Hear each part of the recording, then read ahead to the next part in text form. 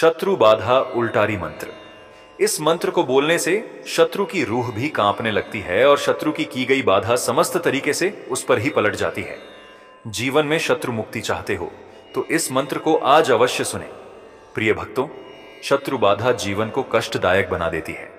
मानसिक तनाव, असफलता, बीमारी, आर्थिक नुकसान और अपमान जैसी समस्याएं शत्रुओं के कारण उत्पन्न होती हैं। कई बार शत्रु गुप्त रूप से प्रहार करते हैं, जिससे व्यक्ति अनजाने में दुख और कष्टों से घिर जाता है।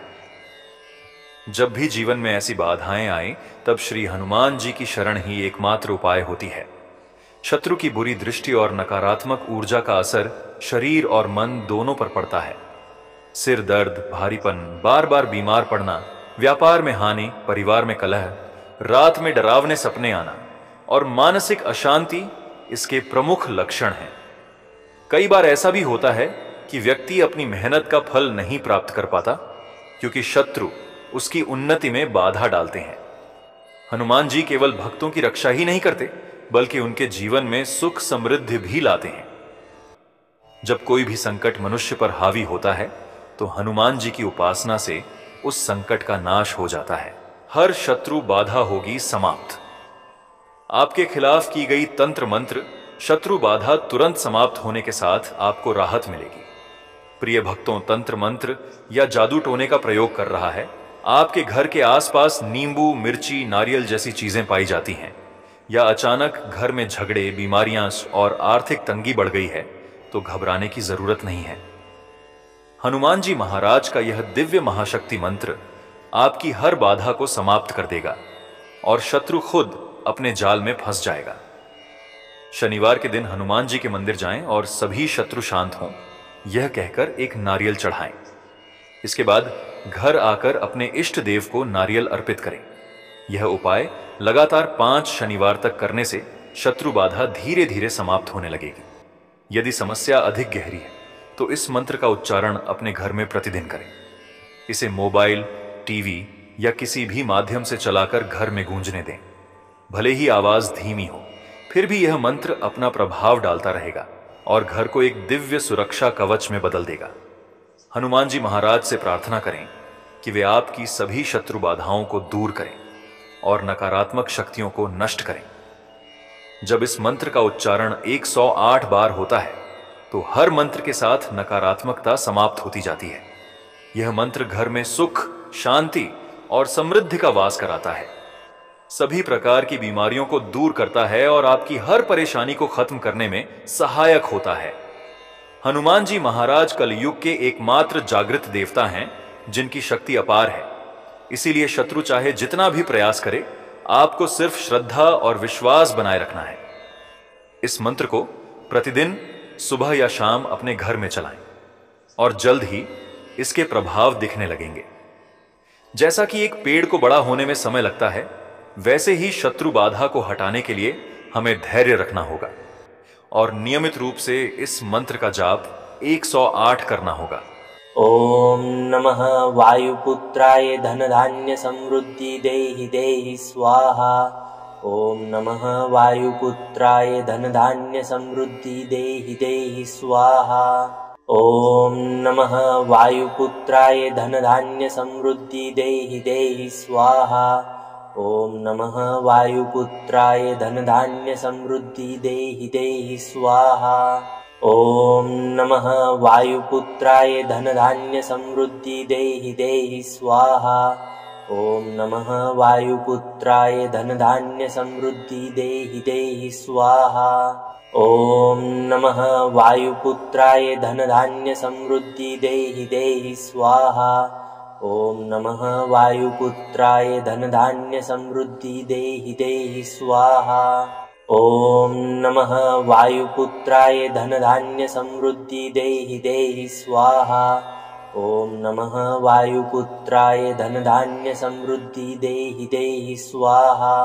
ओम नमः वायुपुत्राय धनधान्य समृद्धि देहि देहि स्वाहा। ओम नमः वायुपुत्राय धनधान्य समृद्धि देहि देहि स्वाहा। ओम नमः वायुपुत्राय धनधान्य समृद्धि देहि देहि स्वाहा। ॐ नमः वायुपुत्राय धनधान्यसमृद्धि देहि देहि स्वाहा। ॐ नमः वायुपुत्राय धनधान्यसमृद्धि देहि देहि स्वाहा। ॐ नमः वायुपुत्राय धनधान्यसमृद्धि देहि देहि स्वाहा। ॐ नमः वायुपुत्राय धनधान्यसमृद्धि देहि देहि स्वाहा। ॐ नमः वायुपुत्राय धनधान्यसमृद्धि देहि देहि स्वाहा। ॐ नमः वायुपुत्राय धनधान्यसमृद्धि देहि देहि स्वाहा। ॐ नमः वायुपुत्राय धनधान्यसमृद्धि देहि देहि स्वाहा। ॐ नमः वायुपुत्राय धनधान्यसमृद्धि देहि देहि स्वाहा। ॐ नमः वायुपुत्राय धनधान्यसमृद्धि देहि देहि स्वाहा। ॐ नमः वायुपुत्राय धनधान्यसमृद्धि देहि देहि स्वाहा। ॐ नमः वायुपुत्राय धनधान्यसमृद्धि देहि देहि स्वाहा। ॐ नमः वायुपुत्राय धनधान्यसमृद्धि देहि देहि स्वाहा। ॐ नमः वायुपुत्राय धनधान्यसमृद्धि देहि देहि स्वाहा। ॐ नमः वायुपुत्राय धनधान्यसमृद्धि देहि देहि स्वाहा। ॐ नमः वायुपुत्राय धनधान्यसमृद्धि देहि देहि स्वाहा। ॐ नमः वायुपुत्राय धनधान्यसमृद्धि देहि देहि स्वाहा। ॐ नमः वायुपुत्राय धनधान्यसमृद्धि देहि देहि स्वाहा। ॐ नमः वायुपुत्राय धनधान्यसमृद्धि देहि देहि स्वाहा।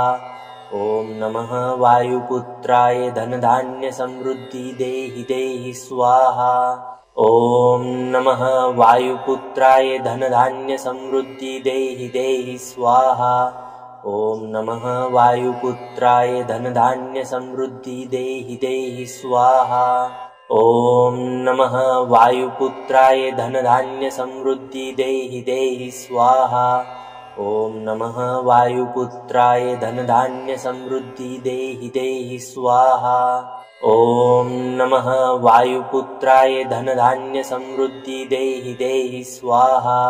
ॐ नमः वायुपुत्राय धनधान्यसमृद्धि देहि देहि स्वाहा। ॐ नमः वायुपुत्राय धनधान्यसमृद्धि देहि देहि स्वाहा। ॐ नमः वायुपुत्राय धनधान्यसमृद्धि देहि देहि स्वाहा। ॐ नमः वायुपुत्राय धनधान्यसमृद्धि देहि देहि स्वाहा। ॐ नमः वायुपुत्राय धनधान्यसमृद्धि देहि देहि स्वाहा। ॐ नमः वायुपुत्राय धनधान्यसमृद्धि देहि देहि स्वाहा। ॐ नमः वायुपुत्राय धनधान्यसमृद्धि देहि देहि स्वाहा। ॐ नमः वायुपुत्राय धनधान्यसमृद्धि देहि देहि स्वाहा। ॐ नमः वायुपुत्राय धनधान्यसमृद्धि देहि देहि स्वाहा। ॐ नमः वायुपुत्राय धनधान्यसमृद्धि देहि देहि स्वाहा। ॐ नमः वायुपुत्राय धनधान्यसमृद्धि देहि देहि स्वाहा। ॐ नमः वायुपुत्राय धनधान्यसमृद्धि देहि देहि स्वाहा। ॐ नमः वायुपुत्राय धनधान्यसमृद्धि देहि देहि स्वाहा। ॐ नमः वायुपुत्राय धनधान्यसमृद्धि देहि देहि स्वाहा। ॐ नमः वायुपुत्राय धनधान्यसमृद्धि देहि देहि स्वाहा। ॐ नमः वायुपुत्राय धनधान्यसमृद्धि देहि देहि स्वाहा। ॐ नमः वायुपुत्राय धनधान्यसमृद्धि देहि देहि स्वाहा। ॐ नमः वायुपुत्राय धनधान्यसमृद्धि देहि देहि स्वाहा। ॐ नमः वायुपुत्राय धनधान्यसमृद्धि देहि देहि स्वाहा। ॐ नमः वायुपुत्राय धनधान्यसमृद्धि देहि देहि स्वाहा। ॐ नमः वायुपुत्राय धनधान्यसमृद्धि देहि देहि स्वाहा। ॐ नमः वायुपुत्राय धनधान्यसमृद्धि देहि देहि स्वाहा। ॐ नमः वायुपुत्राय धनधान्यसमृद्धि देहि देहि स्वाहा। ॐ नमः वायुपुत्राय धनधान्यसमृद्धि देहि देहि स्वाहा। ॐ नमः वायुपुत्राय धनधान्यसमृद्धि देहि देहि स्वाहा। ॐ नमः वायुपुत्राय धनधान्यसमृद्धि देहि देहि स्वाहा। ॐ नमः वायुपुत्राय धनधान्यसमृद्धि देहि देहि स्वाहा। ॐ नमः वायुपुत्राय धनधान्यसमृद्धि देहि देहि स्वाहा। ॐ नमः वायुपुत्राय धनधान्यसमृद्धि देहि देहि स्वाहा। ॐ नमः वायुपुत्राय धनधान्यसमृद्धि देहि देहि स्वाहा। ॐ नमः वायुपुत्राय धनधान्यसमृद्धि देहि देहि स्वाहा। ॐ नमः वायुपुत्राय धनधान्यसमृद्धि देहि देहि स्वाहा।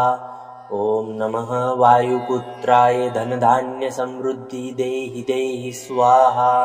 ॐ नमः वायुपुत्राय धनधान्यसमृद्धि देहि देहि स्वाहा। ॐ नमः वायुपुत्राय धनधान्यसमृद्धि देहि देहि स्वाहा। ॐ नमः वायुपुत्राय धनधान्यसमृद्धि देहि देहि स्वाहा। ॐ नमः वायुपुत्राय धनधान्यसमृद्धि देहि देहि स्वाहा। ॐ नमः वायुपुत्राय धनधान्यसमृद्धि देहि देहि स्वाहा। ॐ नमः वायुपुत्राय धनधान्यसमृद्धि देहि देहि स्वाहा। ॐ नमः वायुपुत्राय धनधान्यसमृद्धि देहि देहि स्वाहा। ॐ नमः वायुपुत्राय धनधान्यसमृद्धि देहि देहि स्वाहा। ॐ नमः वायुपुत्राय धनधान्यसमृद्धि देहि देहि स्वाहा।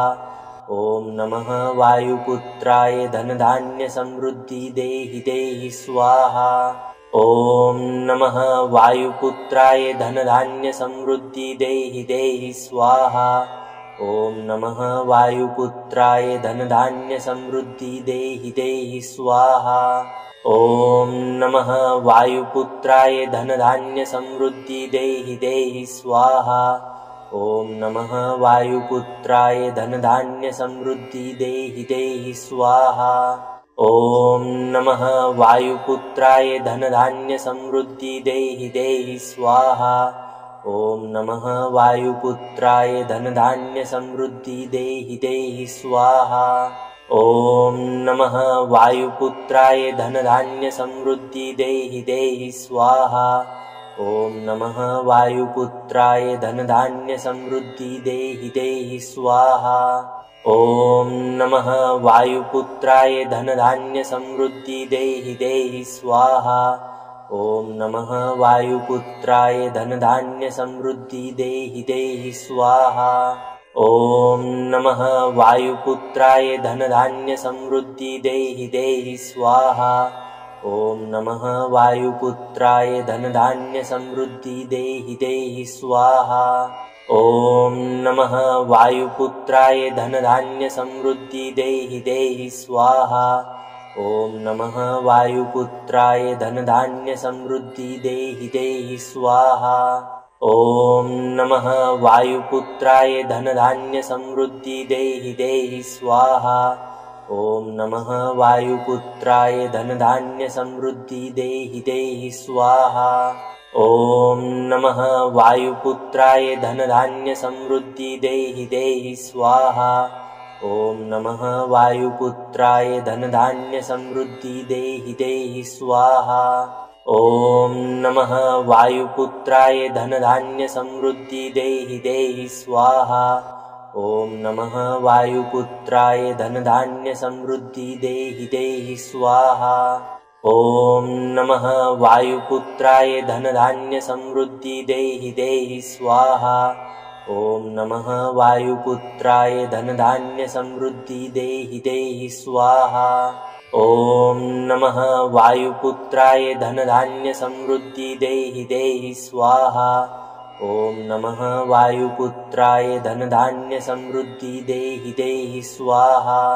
ॐ नमः वायुपुत्राय धनधान्य समृद्धि देहि देहि स्वाहा। ॐ नमः वायुपुत्राय धनधान्य समृद्धि देहि देहि स्वाहा। ॐ नमः वायुपुत्राय धनधान्य समृद्धि देहि देहि स्वाहा। ॐ नमः वायुपुत्राय धनधान्य समृद्धि देहि देहि स्वाहा। ॐ नमः वायुपुत्राय धनधान्य समृद्धि देहि देहि स्वाहा। ॐ नमः वायुपुत्राय धनधान्य समृद्धि देहि देहि स्वाहा। ॐ नमः वायुपुत्राय धनधान्य समृद्धि देहि देहि स्वाहा। ॐ नमः वायुपुत्राय धनधान्य समृद्धि देहि देहि स्वाहा।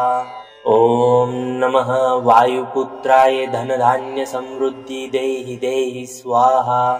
ॐ नमः वायुपुत्राय धनधान्य समृद्धि देहि देहि स्वाहा। ॐ नमः वायुपुत्राय धनधान्य समृद्धि देहि देहि स्वाहा। ॐ नमः वायुपुत्राय धनधान्य समृद्धि देहि देहि स्वाहा। ॐ नमः वायुपुत्राय धनधान्य समृद्धि देहि देहि स्वाहा। ॐ नमः वायुपुत्राय धनधान्य समृद्धि देहि देहि स्वाहा। ॐ नमः वायुपुत्राय धनधान्य समृद्धि देहि देहि स्वाहा। ॐ नमः वायुपुत्राय धनधान्य समृद्धि देहि देहि स्वाहा। ॐ नमः वायुपुत्राय धनधान्य समृद्धि देहि देहि स्वाहा। ॐ नमः वायुपुत्राय धनधान्य समृद्धि देहि देहि स्वाहा। ॐ नमः वायुपुत्राय धनधान्य समृद्धि देहि देहि स्वाहा। ॐ नमः वायुपुत्राय धनधान्य समृद्धि देहि देहि स्वाहा। ॐ नमः वायुपुत्राय धनधान्य समृद्धि देहि देहि स्वाहा। ॐ नमः वायुपुत्राय धनधान्य समृद्धि देहि देहि स्वाहा। ॐ नमः वायुपुत्राय धनधान्य समृद्धि देहि देहि स्वाहा। ॐ नमः वायुपुत्राय धनधान्य समृद्धि देहि देहि स्वाहा। ॐ नमः वायुपुत्राय धनधान्य समृद्धि देहि देहि स्वाहा। ॐ नमः वायुपुत्राय धनधान्य समृद्धि देहि देहि स्वाहा। ॐ नमः वायुपुत्राय धनधान्य समृद्धि देहि देहि स्वाहा। ॐ नमः वायुपुत्राय धनधान्य समृद्धि देहि देहि स्वाहा। ॐ नमः वायुपुत्राय धनधान्य समृद्धि देहि देहि स्वाहा। ॐ नमः वायुपुत्राय धनधान्य समृद्धि देहि देहि स्वाहा। ॐ नमः वायुपुत्राय धनधान्य समृद्धि देहि देहि स्वाहा। ॐ नमः वायुपुत्राय धनधान्य समृद्धि देहि देहि स्वाहा। ॐ नमः वायुपुत्राय धनधान्य समृद्धि देहि देहि स्वाहा। ॐ नमः वायुपुत्राय धनधान्य समृद्धि देहि देहि स्वाहा। ॐ नमः वायुपुत्राय धनधान्य समृद्धि देहि देहि स्वाहा। ॐ नमः वायुपुत्राय धनधान्य समृद्धि देहि देहि स्वाहा। ॐ नमः वायुपुत्राय धनधान्य समृद्धि देहि देहि स्वाहा। ॐ नमः वायुपुत्राय धनधान्य समृद्धि देहि देहि स्वाहा। ॐ नमः वायुपुत्राय धनधान्य समृद्धि देहि देहि स्वाहा। ॐ नमः वायुपुत्राय धनधान्य समृद्धि देहि देहि स्वाहा। ॐ नमः वायुपुत्राय धनधान्य समृद्धि देहि देहि स्वाहा। ॐ नमः वायुपुत्राय धनधान्य समृद्धि देहि देहि स्वाहा। ॐ नमः वायुपुत्राय धनधान्य समृद्धि देहि देहि स्वाहा। ॐ नमः वायुपुत्राय धनधान्य समृद्धि देहि देहि स्वाहा। ॐ नमः वायुपुत्राय धनधान्य समृद्धि देहि देहि स्वाहा। ॐ नमः वायुपुत्राय धनधान्य समृद्धि देहि देहि स्वाहा। ॐ नमः वायुपुत्राय धनधान्य समृद्धि देहि देहि स्वाहा। ॐ नमः वायुपुत्राय धनधान्य समृद्धि देहि देहि स्वाहा। ॐ नमः वायुपुत्राय धनधान्य समृद्धि देहि देहि स्वाहा। ॐ नमः वायुपुत्राय धनधान्य समृद्धि देहि देहि स्वाहा। ॐ नमः वायुपुत्राय धनधान्य समृद्धि देहि देहि स्वाहा। ॐ नमः वायुपुत्राय धनधान्य समृद्धि देहि देहि स्वाहा। ॐ नमः वायुपुत्राय धनधान्य समृद्धि देहि देहि स्वाहा। ॐ नमः वायुपुत्राय धनधान्य समृद्धि देहि देहि स्वाहा। ॐ नमः वायुपुत्राय धनधान्य समृद्धि देहि देहि स्वाहा। ॐ नमः वायुपुत्राय धनधान्य समृद्धि देहि देहि स्वाहा। ॐ नमः वायुपुत्राय धनधान्य समृद्धि देहि देहि स्वाहा। ॐ नमः वायुपुत्राय धनधान्य समृद्धि देहि देहि स्वाहा। ॐ नमः वायुपुत्राय धनधान्य समृद्धि देहि देहि स्वाहा। ॐ नमः वायुपुत्राय धनधान्य समृद्धि देहि देहि स्वाहा। ॐ नमः वायुपुत्राय धनधान्य समृद्धि देहि देहि स्वाहा। ॐ नमः वायुपुत्राय धनधान्य समृद्धि देहि देहि स्वाहा। ॐ नमः वायुपुत्राय धनधान्य समृद्धि देहि देहि स्वाहा। ॐ नमः वायुपुत्राय धनधान्य समृद्धि देहि देहि स्वाहा। ॐ नमः वायुपुत्राय धनधान्य समृद्धि देहि देहि स्वाहा। ॐ नमः वायुपुत्राय धनधान्य समृद्धि देहि देहि स्वाहा।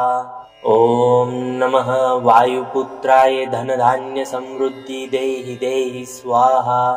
ॐ नमः वायुपुत्राय धनधान्य समृद्धि देहि देहि स्वाहा। ॐ नमः वायुपुत्राय धनधान्य समृद्धि देहि देहि स्वाहा। ॐ नमः वायुपुत्राय धनधान्य समृद्धि देहि देहि स्वाहा। ॐ नमः वायुपुत्राय धनधान्य समृद्धि देहि देहि स्वाहा। ॐ नमः वायुपुत्राय धनधान्य समृद्धि देहि देहि स्वाहा। ॐ नमः वायुपुत्राय धनधान्य समृद्धि देहि देहि स्वाहा। ॐ नमः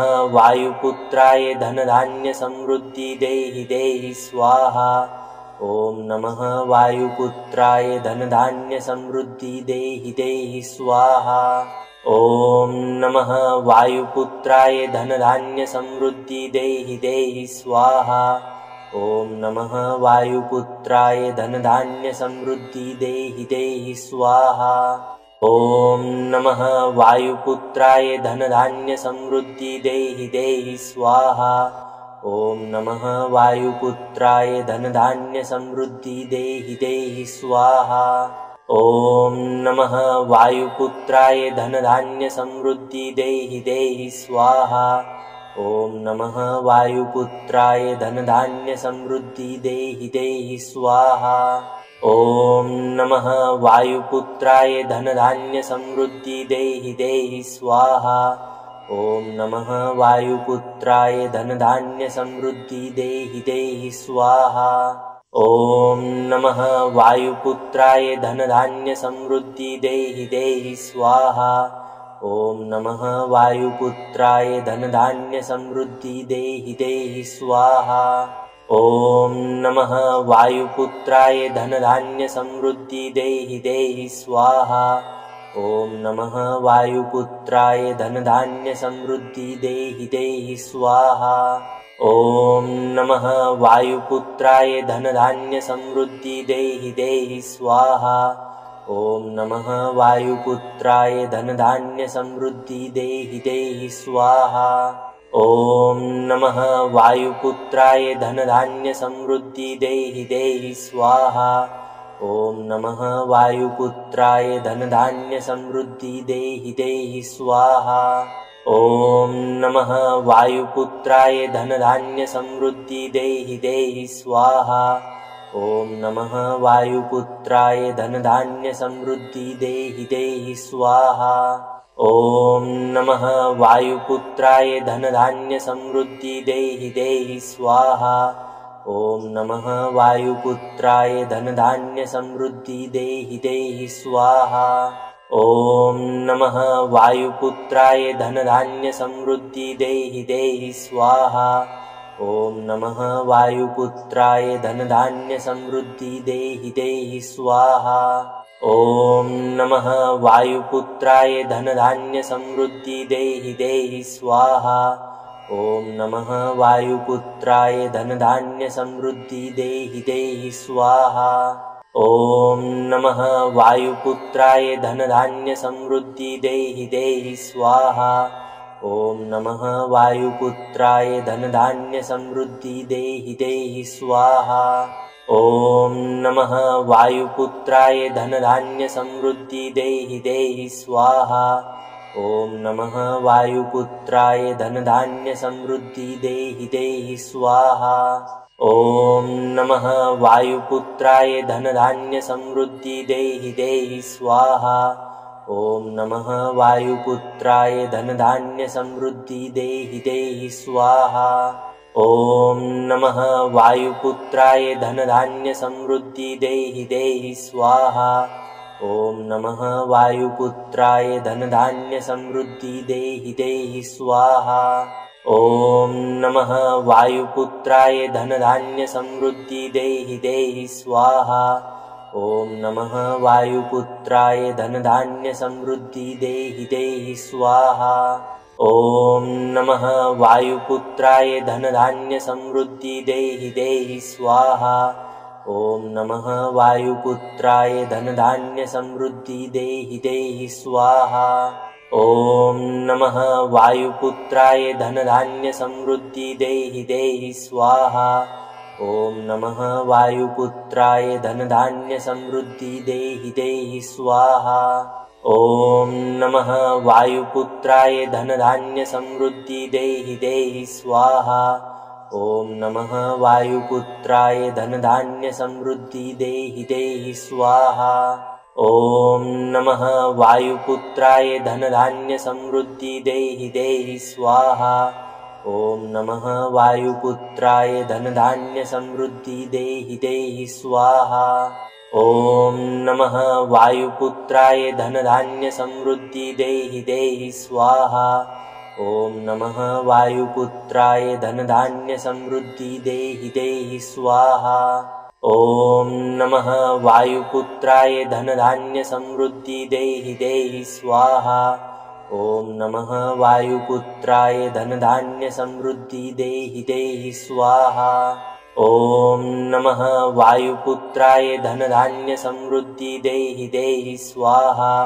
ॐ नमः वायुपुत्राय धनधान्यसमृद्धि देहि देहि स्वाहा। ॐ नमः वायुपुत्राय धनधान्यसमृद्धि देहि देहि स्वाहा। ॐ नमः वायुपुत्राय धनधान्यसमृद्धि देहि देहि स्वाहा। ॐ नमः वायुपुत्राय धनधान्यसमृद्धि देहि देहि स्वाहा। ॐ नमः वायुपुत्राय धनधान्यसमृद्धि देहि देहि स्वाहा। ॐ नमः वायुपुत्राय धनधान्यसमृद्धि देहि देहि स्वाहा। ॐ नमः वायुपुत्राय धनधान्यसमृद्धि देहि देहि स्वाहा। ॐ नमः वायुपुत्राय धनधान्यसमृद्धि देहि देहि स्वाहा।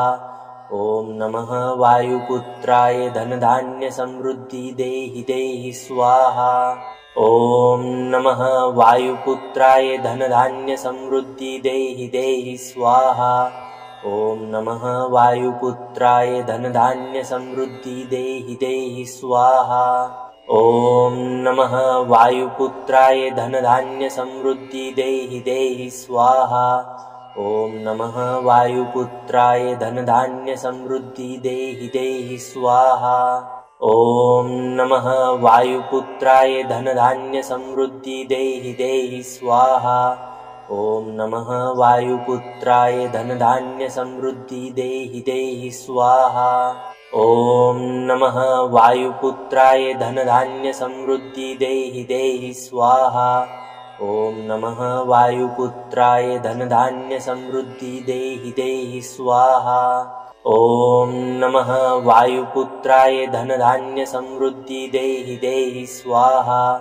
ॐ नमः वायुपुत्राय धनधान्यसमृद्धि देहि देहि स्वाहा। ॐ नमः वायुपुत्राय धनधान्यसमृद्धि देहि देहि स्वाहा। ॐ नमः वायुपुत्राय धनधान्यसमृद्धि देहि देहि स्वाहा। ॐ नमः वायुपुत्राय धनधान्यसमृद्धि देहि देहि स्वाहा। ॐ नमः वायुपुत्राय धनधान्यसमृद्धि देहि देहि स्वाहा।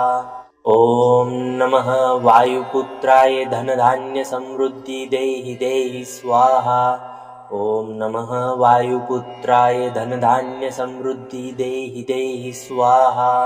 ॐ नमः वायुपुत्राय धनधान्यसमृद्धि देहि देहि स्वाहा। ॐ नमः वायुपुत्राय धनधान्यसमृद्धि देहि देहि स्वाहा। ॐ नमः वायुपुत्राय धनधान्यसमृद्धि देहि देहि स्वाहा। ॐ नमः वायुपुत्राय धनधान्यसमृद्धि देहि देहि स्वाहा। ॐ नमः वायुपुत्राय धनधान्यसमृद्धि देहि देहि स्वाहा। ॐ नमः वायुपुत्राय धनधान्यसमृद्धि देहि देहि स्वाहा। ॐ नमः वायुपुत्राय धनधान्यसमृद्धि देहि देहि स्वाहा। ॐ नमः वायुपुत्राय धनधान्यसमृद्धि देहि देहि स्वाहा। ॐ नमः वायुपुत्राय धनधान्यसमृद्धि देहि देहि स्वाहा। ॐ नमः वायुपुत्राय धनधान्यसमृद्धि देहि देहि स्वाहा। ॐ नमः वायुपुत्राय धनधान्यसमृद्धि देहि देहि स्वाहा। ॐ नमः वायुपुत्राय धनधान्यसमृद्धि देहि देहि स्वाहा। ॐ नमः वायुपुत्राय धनधान्यसमृद्धि देहि देहि स्वाहा। ॐ नमः वायुपुत्राय धनधान्यसमृद्धि देहि देहि स्वाहा। ॐ नमः वायुपुत्राय धनधान्यसमृद्धि देहि देहि स्वाहा। ॐ नमः वायुपुत्राय धनधान्यसमृद्धि देहि देहि स्वाहा। ॐ नमः वायुपुत्राय धनधान्यसमृद्धि देहि देहि स्वाहा।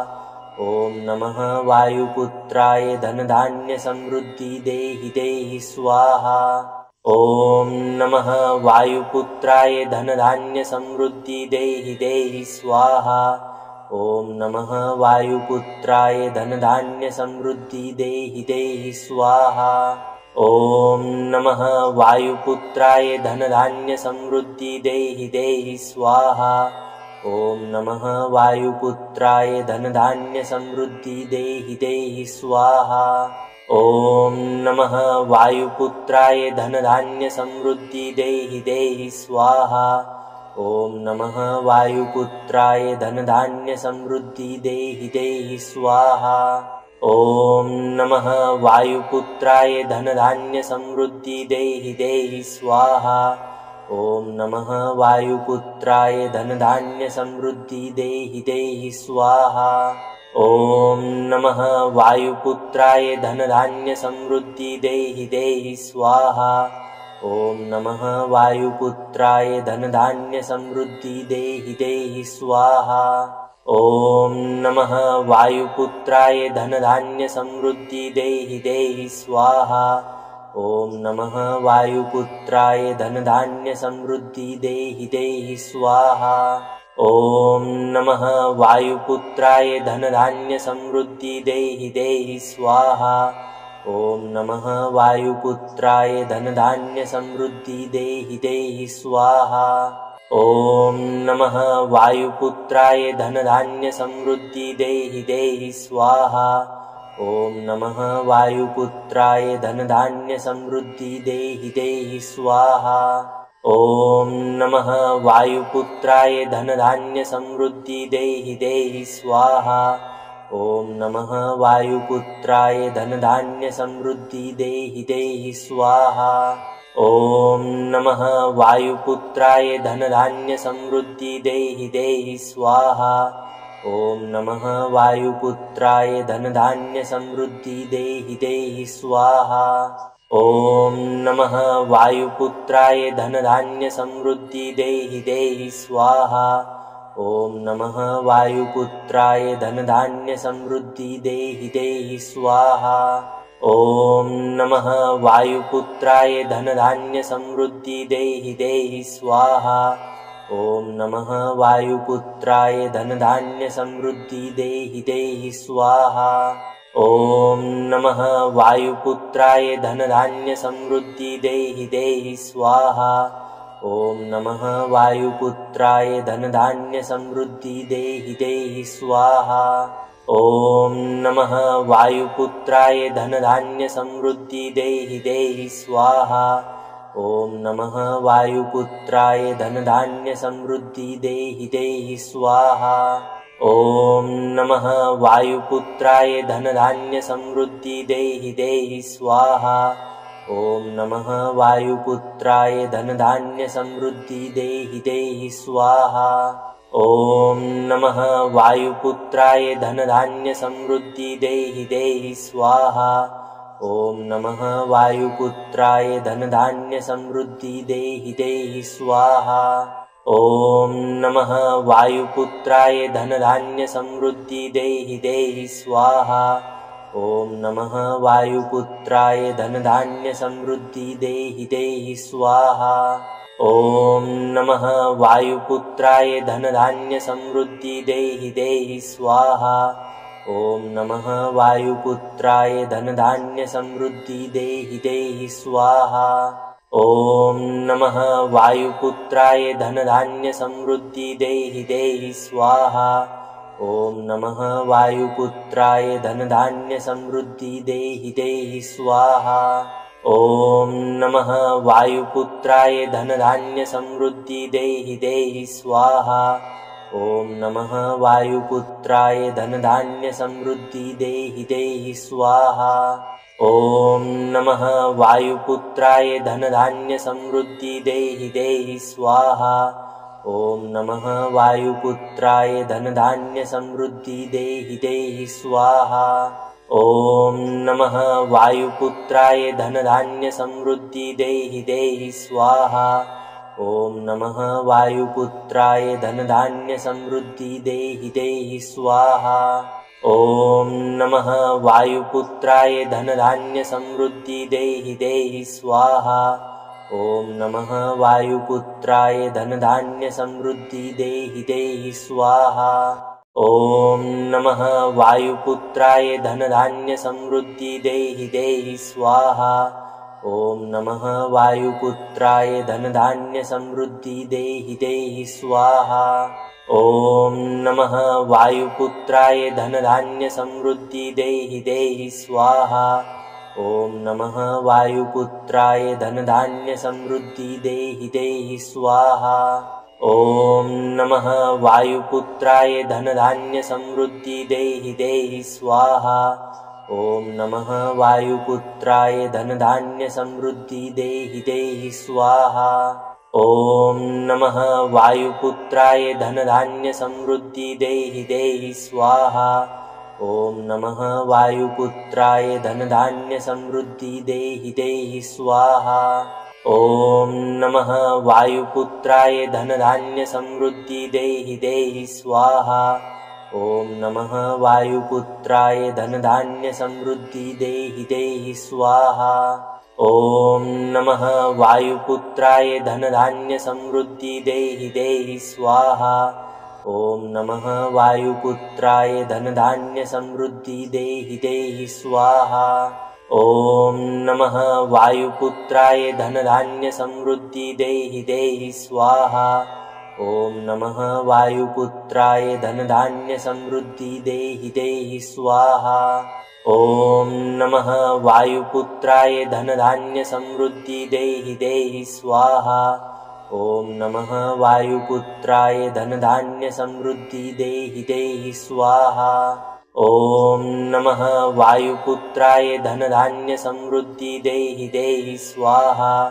ॐ नमः वायुपुत्राय धनधान्यसमृद्धि देहि देहि स्वाहा।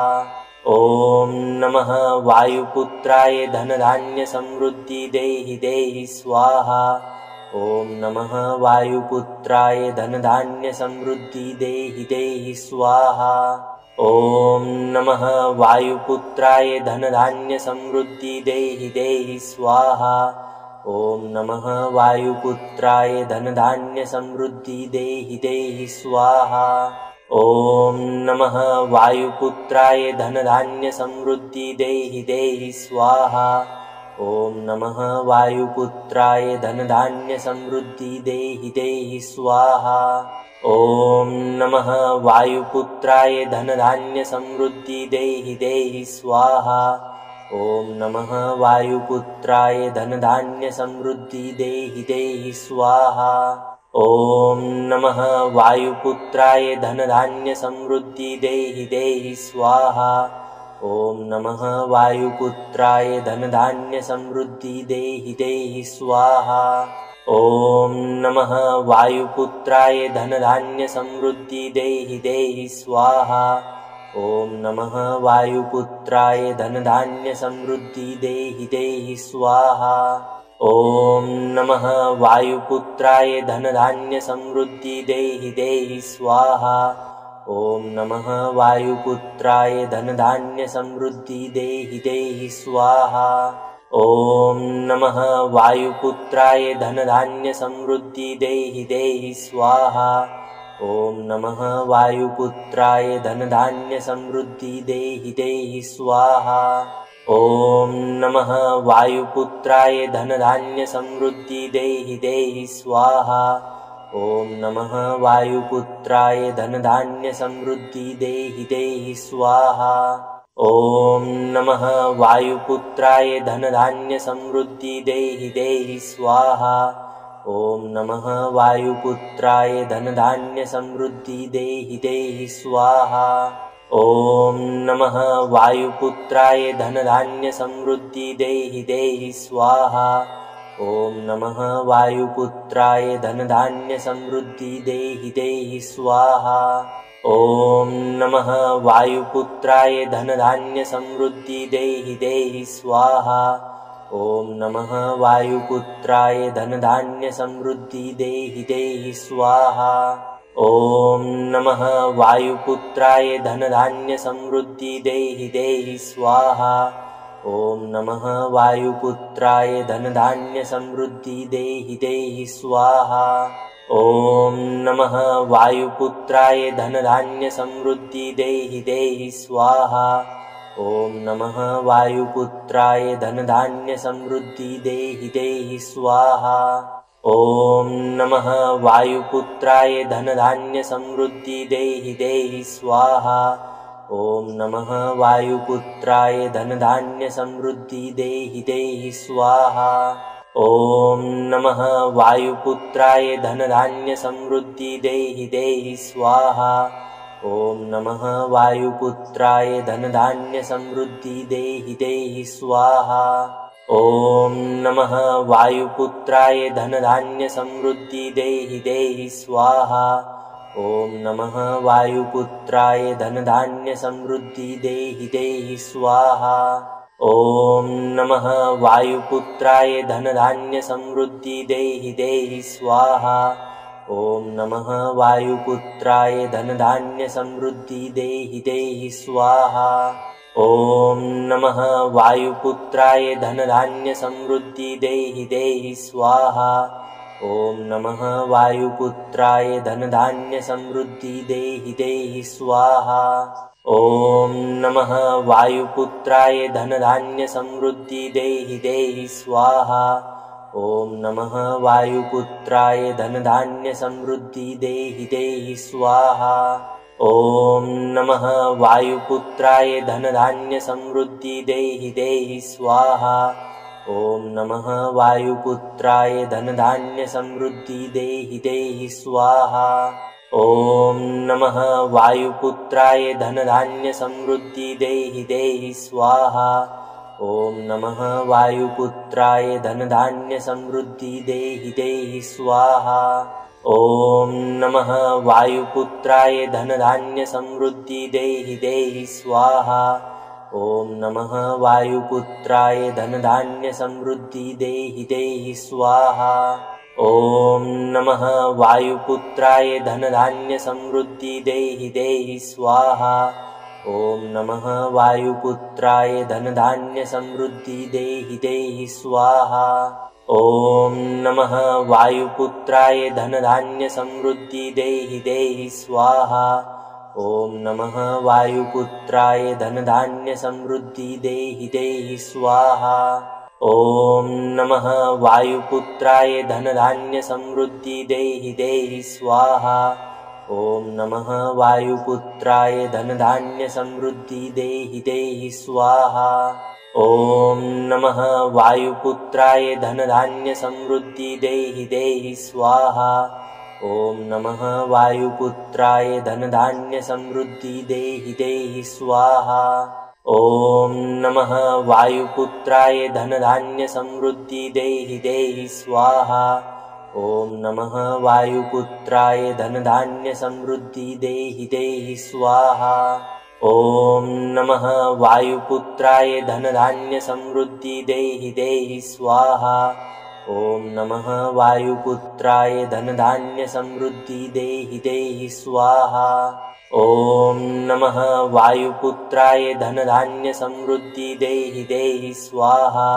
ॐ नमः वायुपुत्राय धनधान्यसमृद्धि देहि देहि स्वाहा। ॐ नमः वायुपुत्राय धनधान्यसमृद्धि देहि देहि स्वाहा। ॐ नमः वायुपुत्राय धनधान्यसमृद्धि देहि देहि स्वाहा। ॐ नमः वायुपुत्राय धनधान्यसमृद्धि देहि देहि स्वाहा। ॐ नमः वायुपुत्राय धनधान्यसमृद्धि देहि देहि स्वाहा।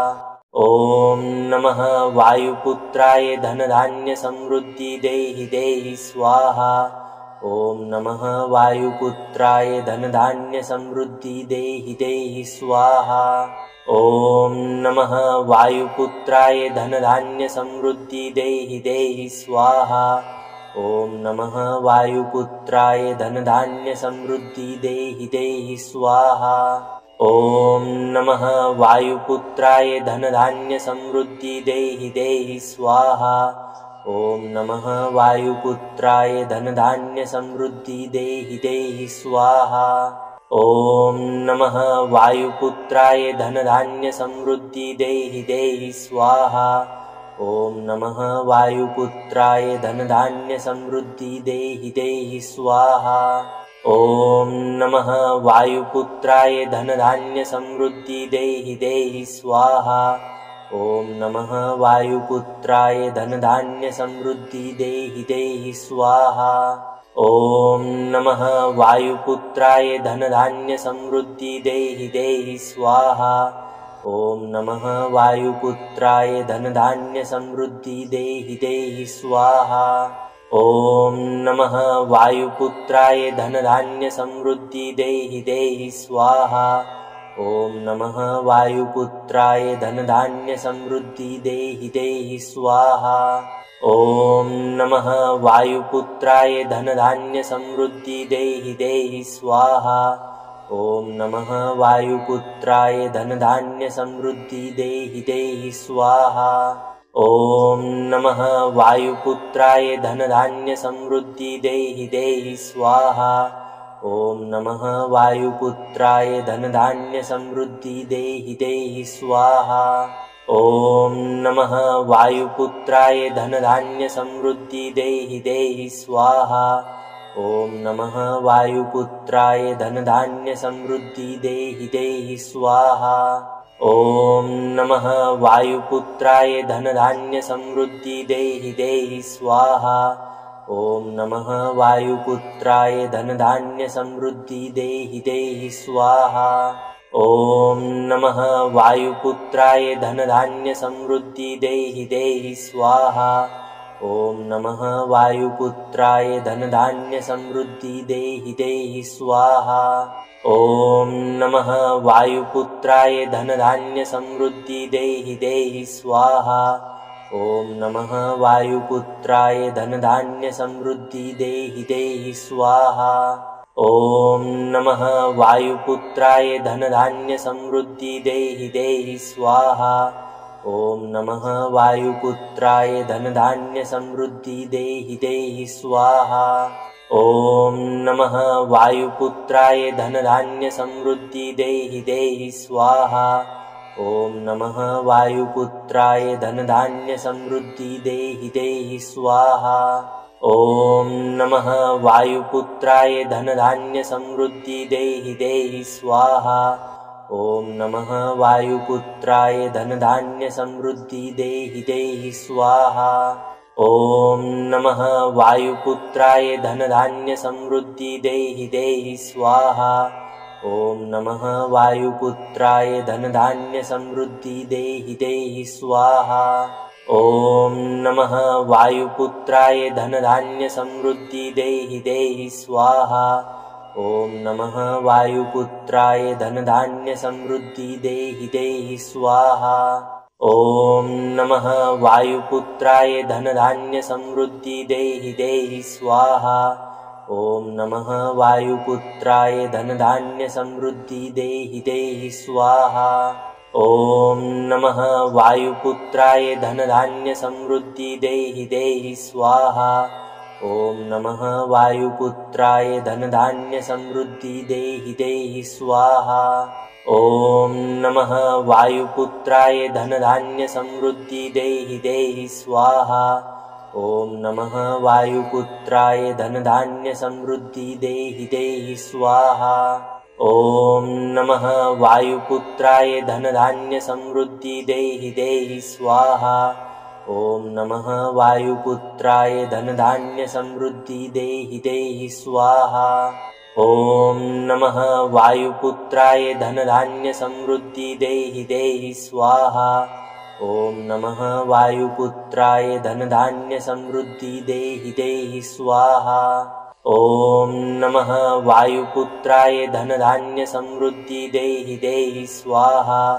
ॐ नमः वायुपुत्राय धनधान्य समृद्धि देहि देहि स्वाहा। ॐ नमः वायुपुत्राय धनधान्य समृद्धि देहि देहि स्वाहा। ॐ नमः वायुपुत्राय धनधान्य समृद्धि देहि देहि स्वाहा। ॐ नमः वायुपुत्राय धनधान्य समृद्धि देहि देहि स्वाहा। ॐ नमः वायुपुत्राय धनधान्य समृद्धि देहि देहि स्वाहा। ॐ नमः वायुपुत्राय धनधान्य समृद्धि देहि देहि स्वाहा। ॐ नमः वायुपुत्राय धनधान्य समृद्धि देहि देहि स्वाहा।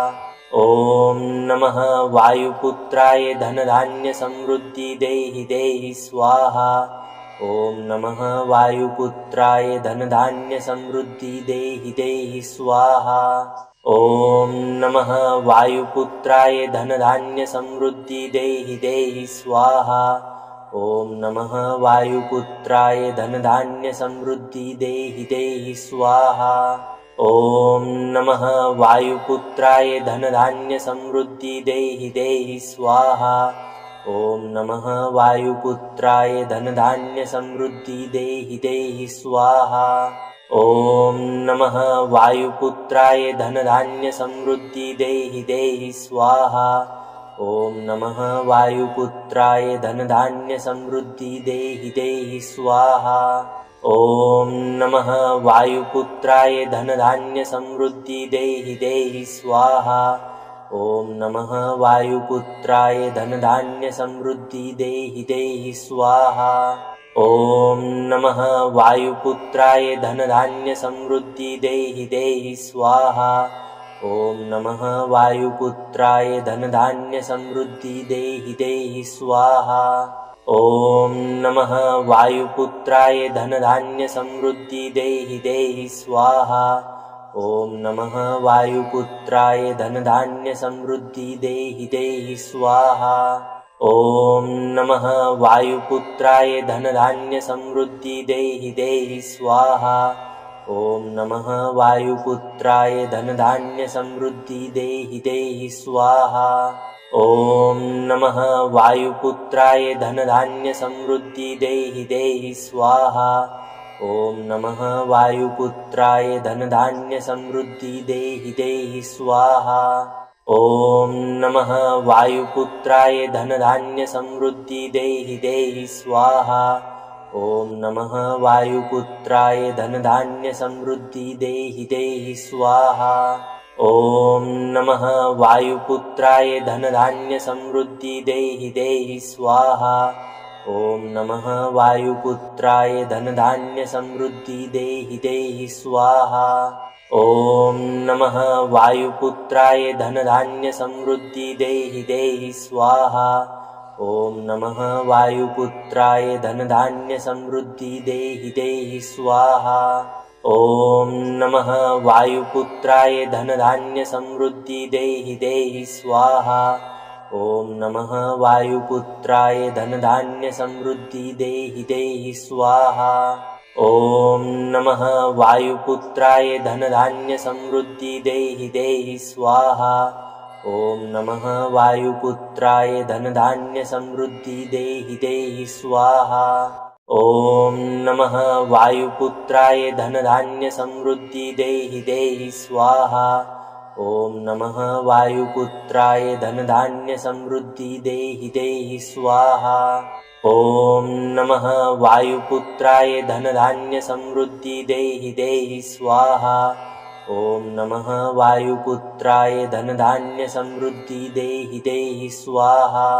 ॐ नमः वायुपुत्राय धनधान्यसमृद्धि देहि देहि स्वाहा।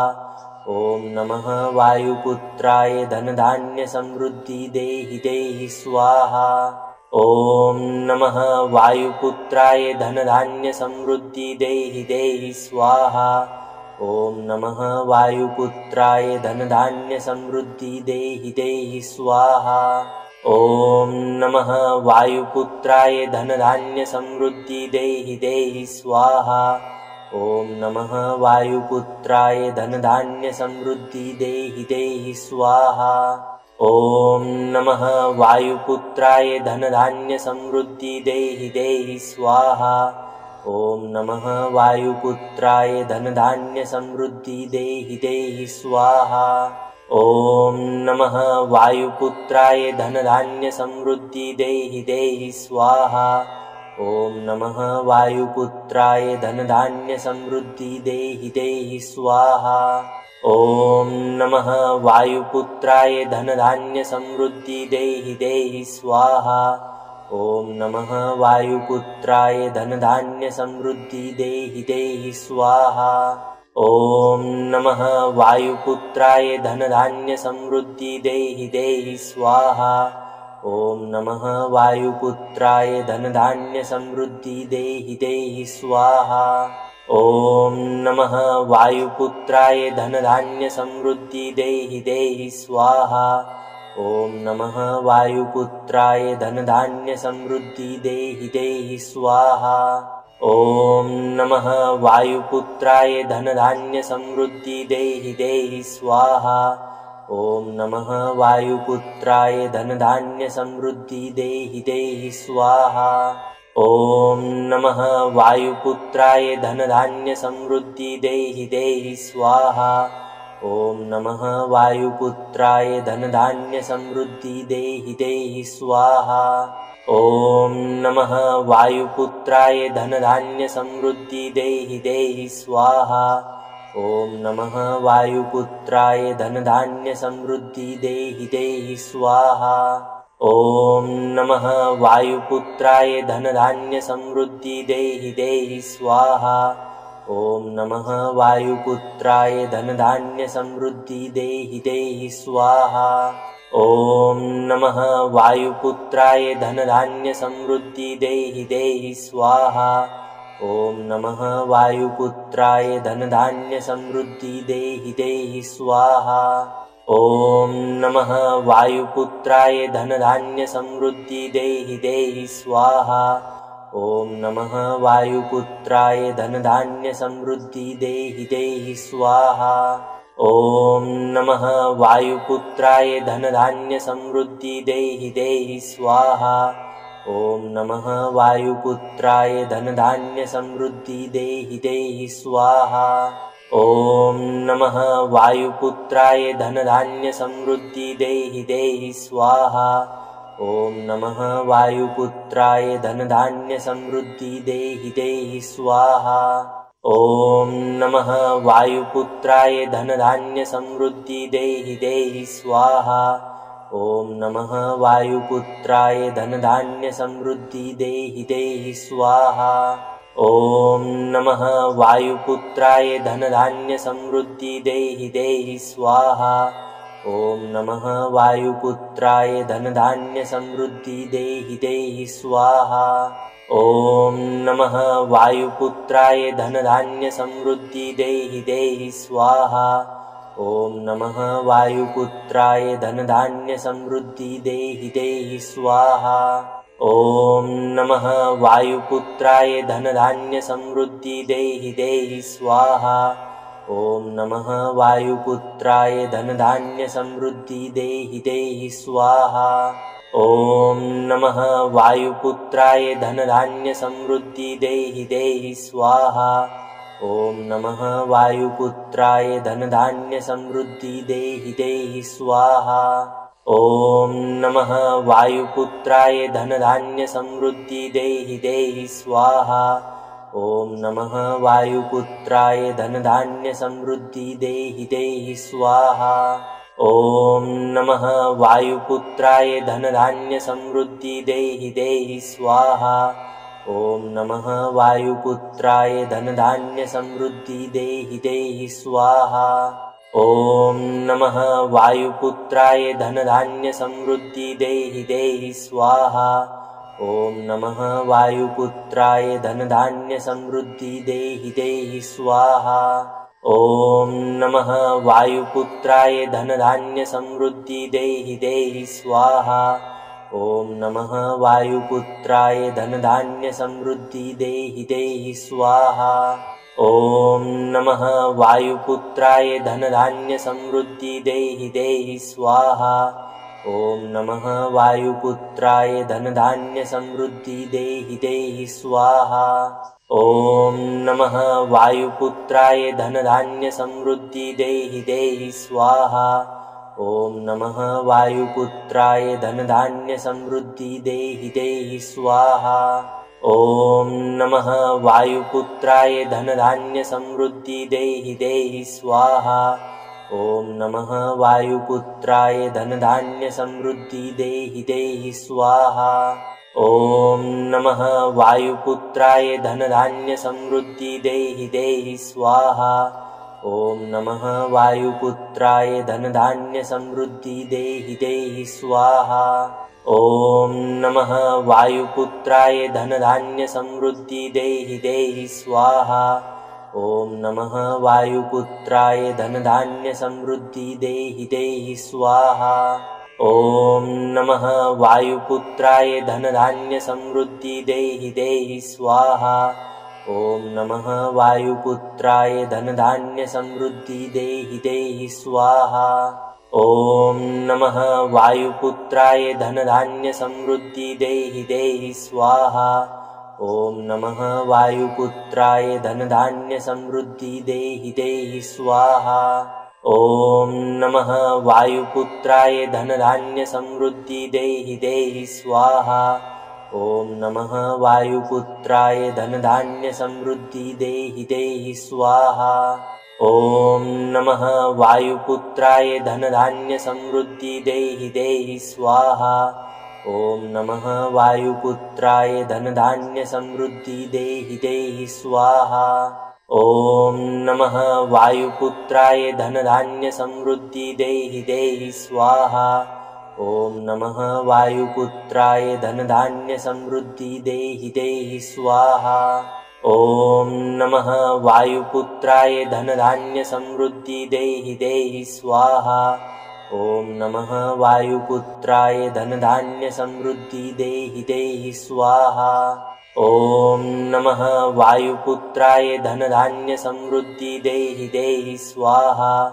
ॐ नमः वायुपुत्राय धनधान्यसमृद्धि देहि देहि स्वाहा। ॐ नमः वायुपुत्राय धनधान्यसमृद्धि देहि देहि स्वाहा। ॐ नमः वायुपुत्राय धनधान्यसमृद्धि देहि देहि स्वाहा। ॐ नमः वायुपुत्राय धनधान्यसमृद्धि देहि देहि स्वाहा। ॐ नमः वायुपुत्राय धनधान्यसमृद्धि देहि देहि स्वाहा। ॐ नमः वायुपुत्राय धनधान्यसमृद्धि देहि देहि स्वाहा। ॐ नमः वायुपुत्राय धनधान्यसमृद्धि देहि देहि स्वाहा। ॐ नमः वायुपुत्राय धनधान्यसमृद्धि देहि देहि स्वाहा। ॐ नमः वायुपुत्राय धनधान्यसमृद्धि देहि देहि स्वाहा। ॐ नमः वायुपुत्राय धनधान्यसमृद्धि देहि देहि स्वाहा। ॐ नमः वायुपुत्राय धनधान्यसमृद्धि देहि देहि स्वाहा। ॐ नमः वायुपुत्राय धनधान्यसमृद्धि देहि देहि स्वाहा। ॐ नमः वायुपुत्राय धनधान्यसमृद्धि देहि देहि स्वाहा।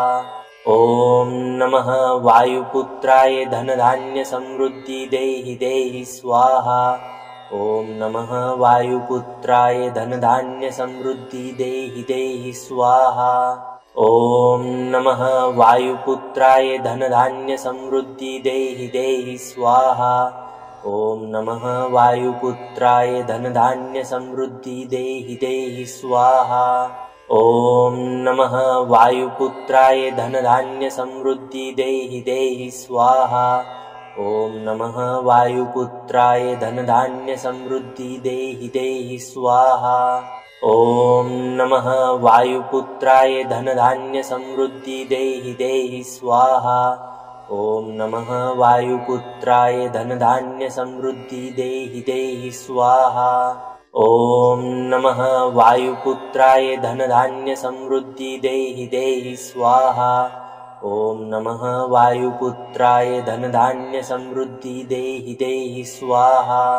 ॐ नमः वायुपुत्राय धनधान्यसमृद्धि देहि देहि स्वाहा। ॐ नमः वायुपुत्राय धनधान्यसमृद्धि देहि देहि स्वाहा।